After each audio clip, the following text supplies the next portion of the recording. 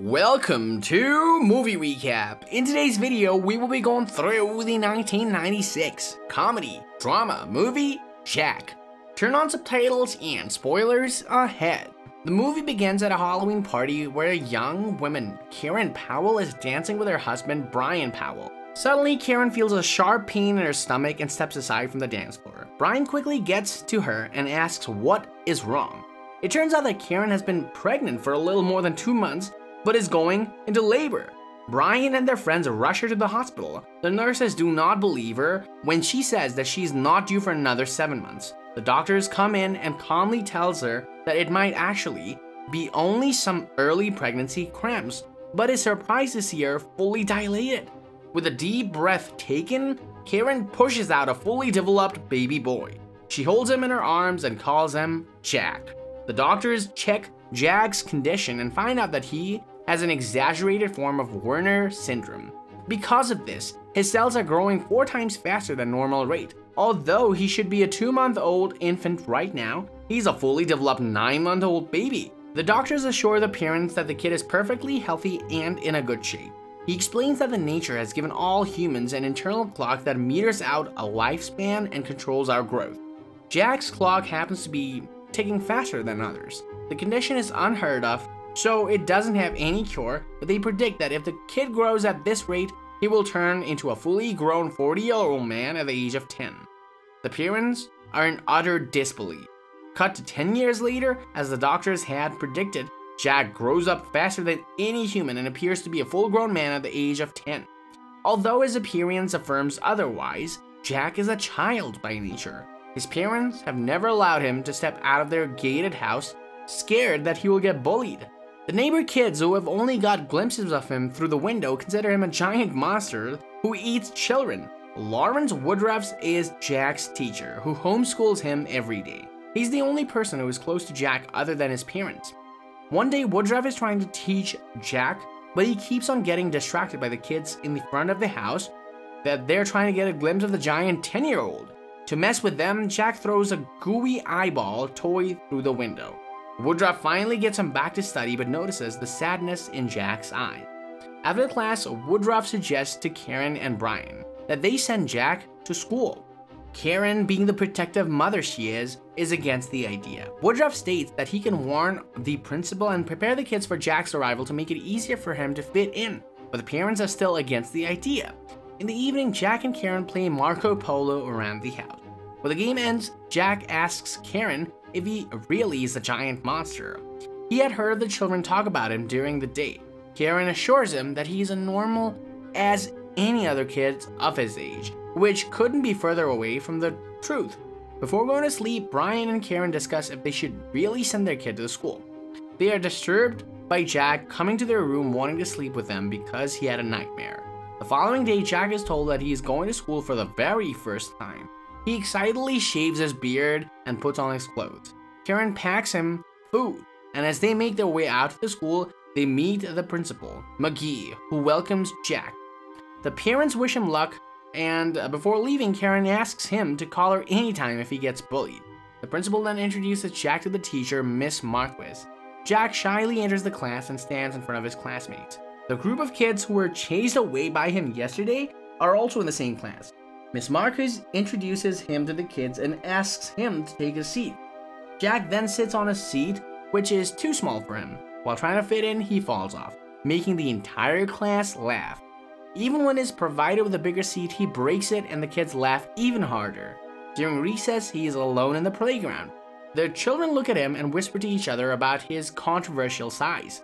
The group of kids who he chased away from the previous day watches him in fear, believing that he will probably beat them for bothering them. The group leader, Lewis, brings out the monster eye from his bag and shows it to Jack, but quickly keeps it back inside. Just then, a rival group challenges them for a basketball match. As Jack watches them play, the 2 little girls poke him with a stick and ask him how old he is. They make fun of his receding hairline and his hairy arms. After he sends them away, the basketball lands near him. He picks it up to throw it back, but the rival kids say that they do not want to touch the ball since it is probably contaminated now Jack has touched it. Louis and his group clearly feel bad for him. Jack sulks when he returns home and doesn't eat his favorite food that Karen cooked. Brian tells him about the day he first rode a bicycle and points out how much he has improved since. Using the example, he makes Jack understand that the children at school will eventually open up to him. The following day during lunch, Jack gets into a tunnel to eat since he has no one to eat with. Miss Marcus feels bad about the kid and she eats with him. Louie and her friends are challenged to a basketball match yet again. Since they are short on teammates, Louie invites Jack to play with him. For the first few rounds, Jack doesn't understand what he should do, but as he gets the hang of it, he scores the most and makes Louie's team win for the first time. Following that, they are in Miss Marcus's class, where she asks them to write an essay about what they want to be in the future. She pays extra attention to Jack because of his specialties. Jack, on the other hand, starts to develop a crush on his teacher. After school, Jack thanks Louie for letting him play. Louie in return asks him for another favor. He wants him to pretend to be the principal in front of his mother, Dolores, so he wouldn't get in trouble for not doing his homework. Jack is skeptical about the idea, but Louie doesn't give him time to explain. Dolores arrives at the school and introduces herself to Jack, believing that he is the principal. She tells him that she has recently gotten divorced and Louie is acting out of it. As she talks, Jack only gives her one-word answers. He ends the conversation after claiming that Louie is the smartest kid in the school and she shouldn't worry about him at all. Before leaving, Dolores gave him her number, asking him out for lunch sometime. Louie thanks Jack for having his back and takes him in his group. That day, Jack returns home happier than ever. He runs around the house and calls his father at work, telling him everything that happened throughout the day. On the weekend, Louie knocks on the door and invites him for a sleepover. Karen is surprised to see how quickly Jack was able to make friends. She allows the two to go over to Louie's home, but they cycle back to a treehouse that Louie and the group hang out in.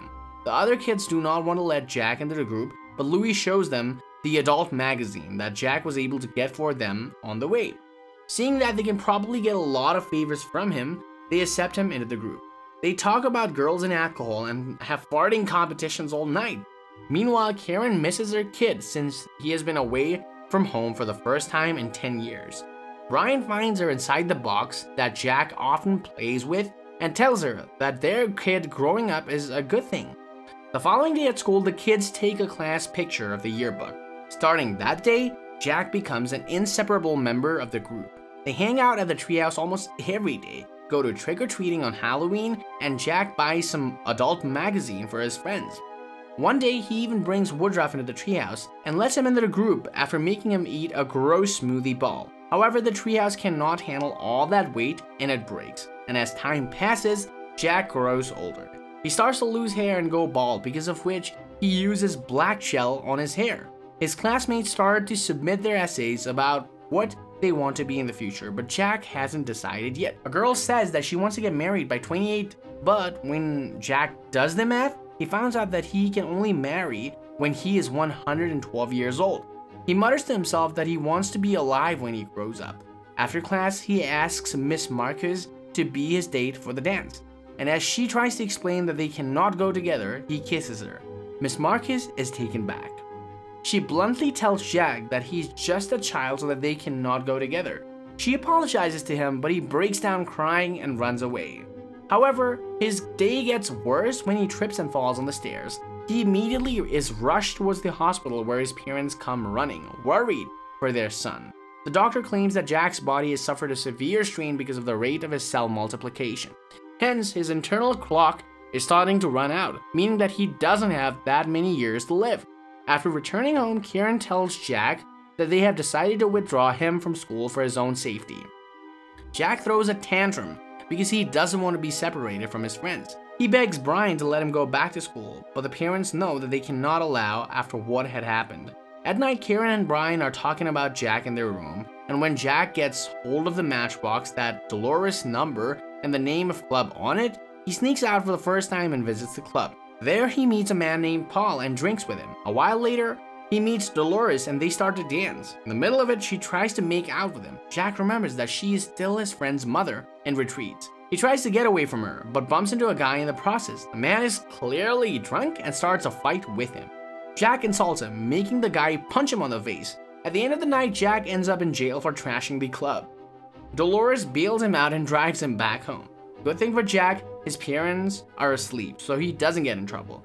2 weeks have passed since the incident. Jack has been sulking in his room all this time. His friends come to meet with him every day, but he doesn't come out of his house. Karen calls Woodruff to their house in hopes that he will persuade Jack to come out of his room. Jack talks to him and says that he doesn't want to learn stuff that he will probably never get to use in his life because he won't live long. Some days later, Louis gathers the entire class in front of Jack's house to call him out to play. The next day, Jack gets out of his room and decides to go back to school. His parents allow him to do so, seeing how happy school makes him. Everyone in his class is overjoyed to see him back. 7 years later, Jack and his friends are at their high school graduation. He's now much older with gray hair and wrinkles, and at the end of the movie, he delivers a speech in which he reminds people that life is short and urges them to make their life spectacular. Thanks for watching. Please like, subscribe, and click the bell icon to get new movie recaps.